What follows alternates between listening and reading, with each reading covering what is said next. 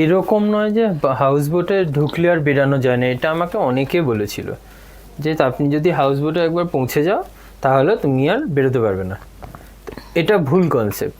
ব্যাপারটা হচ্ছে আমরা হোটেলে থাকলে কীরকম করি, যে সকালে আমরা বেরিয়ে যাই, সারা জায়গায় জিনিসপত্রগুলো ঘুরলাম, তারপরে আবার রাত্রিবেলা হোটেলে ফিরে চলে এলাম।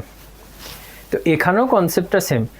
ইচ্ছা করলে সকালে শিকারা করে আপনি মেন গেটে চলে গেলেন, সেখানে আপনার গাড়ি থাকলো, সেখানে আপনি সারাদিন ঘুরলেন, অ্যান্ড ঘুরে এসে দেন আবার রাত্রিবেলা শিকারা করে এখানে পৌঁছলেন। অ্যান্ড এই যে একবার যাওয়ার একবার ফেরা দিনে হচ্ছে, এটা হচ্ছে কমপ্লিমেন্টারি। একটা যাওয়া একটা ফেরা।